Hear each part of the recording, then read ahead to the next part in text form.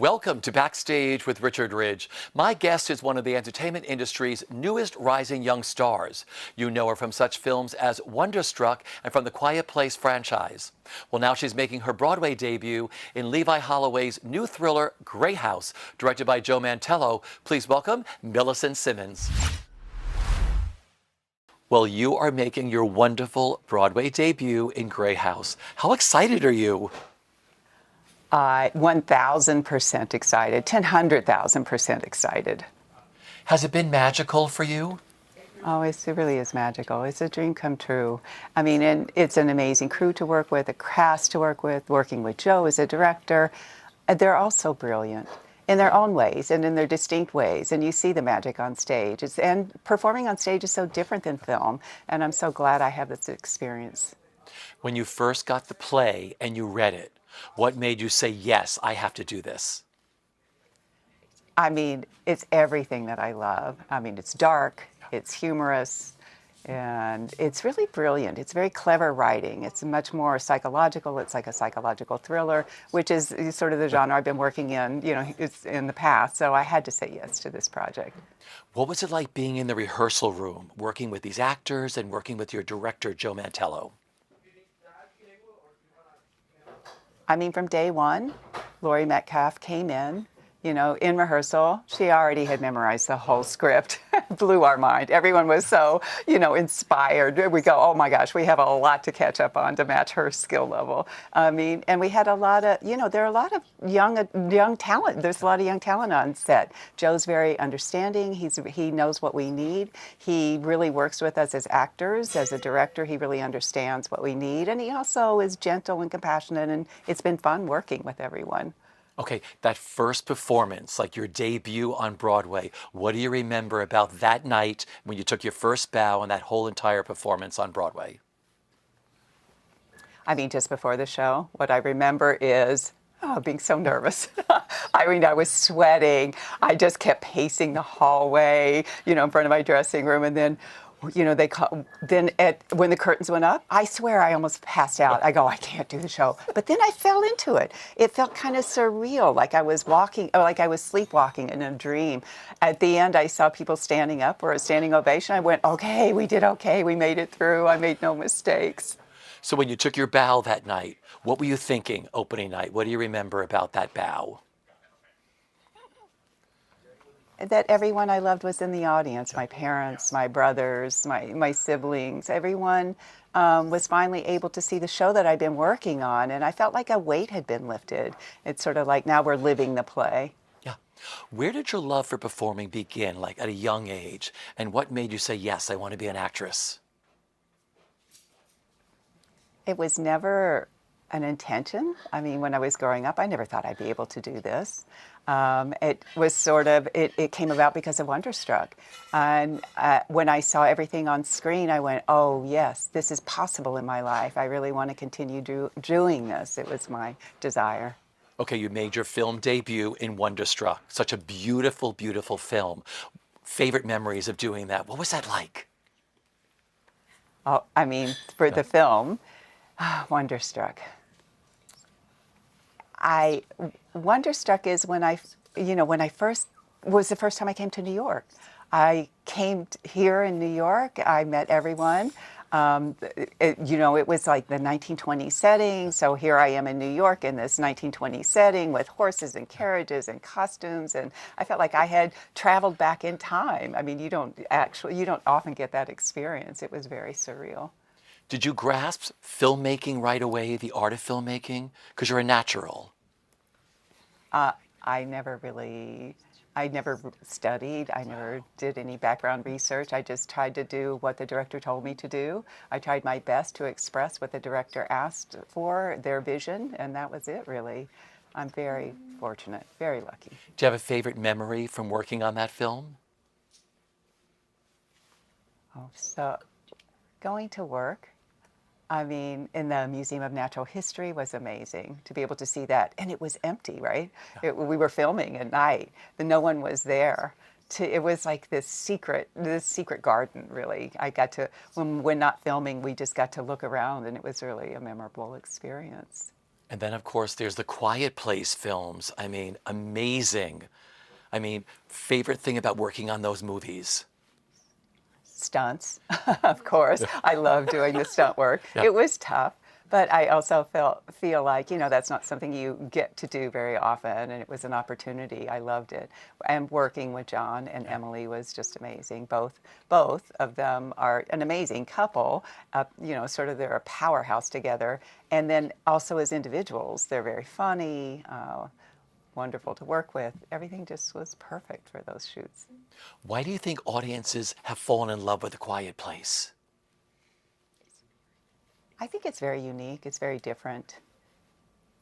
I mean, most of the story is told through the deaf character, which is not done often. You don't often see narratives being told or led through a deaf eye. So, and what is the deaf character going to do in this situation? There are high stakes, and also in horror films, you often rely a lot on sound to drive the narrative. So I think they use the sound device very cleverly in both of those films.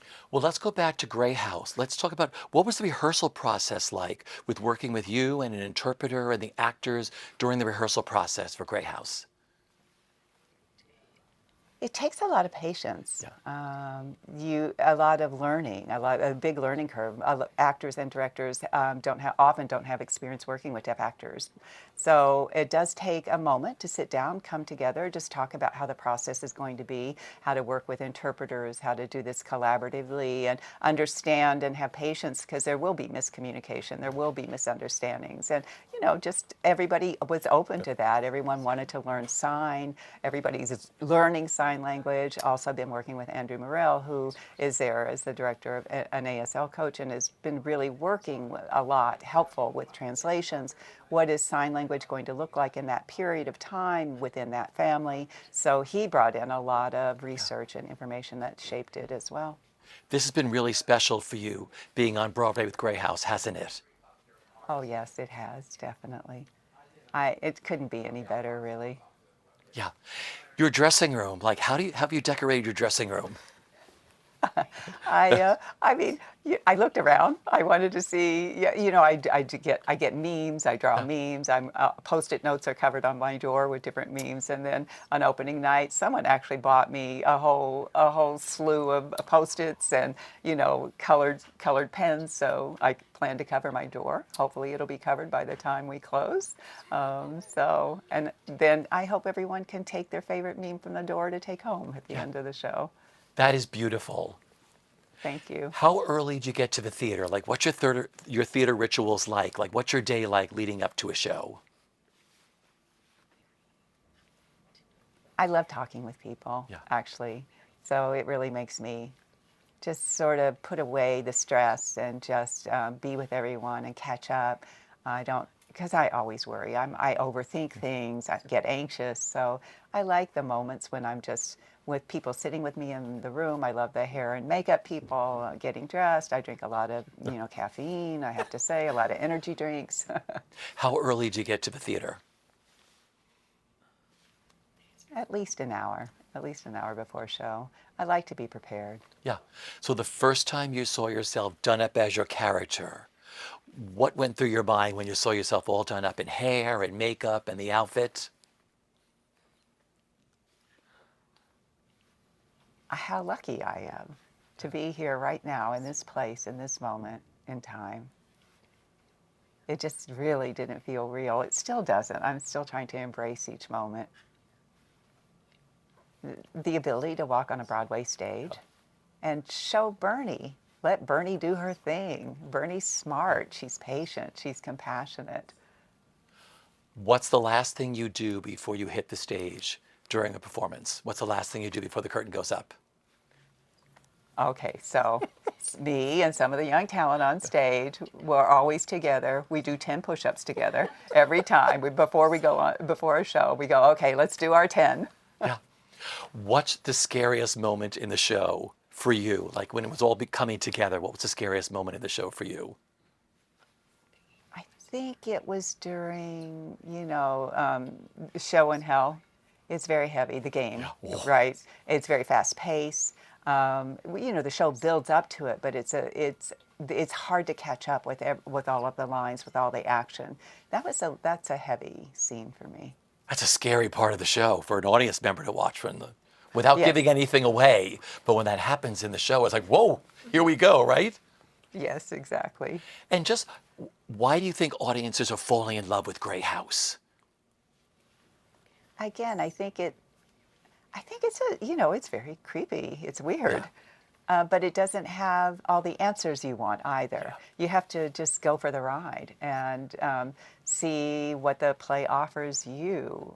And I think, I think it's also very innovative. There's a deaf character in it who gets a spotlight. I'm hoping that more people from the industry, both film and theater industry, will, be more open, will open their minds, be open to including more languages, not just ASL, but, to not be so limited in what's possible in entertainment.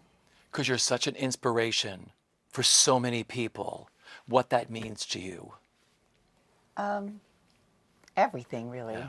Because I didn't have that growing up. I mean, I have a lot of family support. Yeah. I had a good education in school, but I didn't see myself represented on television, a strong role model to look up to. I didn't. So, I mean, for me, it's really indescribable. I have no words to express it. People looking up to me in this way, Yeah. I mean, I'm just trying my best to fulfill the role. Yeah. Meeting the fans, like from the movies and for this show, what that means to you when they see themselves up there saying, oh my God, I'm being represented, what that honor means to you and what that means to you personally. Again, I just want to see more possibilities, including the inclusivity of more people, more communities. And nothing is limited. And I hope I'm inspiring people to have their dream. You can be on Broadway. If I can do it, you can do it. You can be in films, you can be an actor. Yeah. It's not an impossibility. What are you enjoying the most? I mean, Broadway is so special. I mean, there you are at that beautiful theater doing live theater, what that means to you. That you're able to work with the director on Broadway, Joe, and the actress, Lori, how they work together. I mean, you can see the trust between them. If Joe just lifts an eyebrow or says one word, Lori already knows all the subtext. They don't even have to do any more than that. They understand each other. And I go, oh my God, how do they do that? I'm very fortunate to be able to see that kind of relationship and to be working on Broadway. When I grew up, I was doing, shows in the deaf school. Our drama club would, do a show, but this is on a wholly different level. I never thought that this would be possible. Yeah. In school, did you have a favorite role that you played? Midsummer Night's Dream. I play Puck. I like Puck. Puck's my favorite. Shakespeare, wonderful, yeah. Yes. A lot of Shakespeare in our drama club. So you did a lot of Shakespeare. Yeah. Girl, I mean, that was fun. Every show, it seemed to be Shakespeare, and I loved it. I mean, I learned a lot about history through Shakespeare. Yeah. And like here we are sitting at Sardi's. This is like, the creme de la creme of Broadway. Please. I can't touch it. There are no words, right? No, none. But I mean, just being a part of a theater community, what that's meant to you. What a fabulous time coming out of the pandemic and now bringing Broadway back. And you're one of those people who are doing that, what that means to you. And just the whole experience of being on Broadway.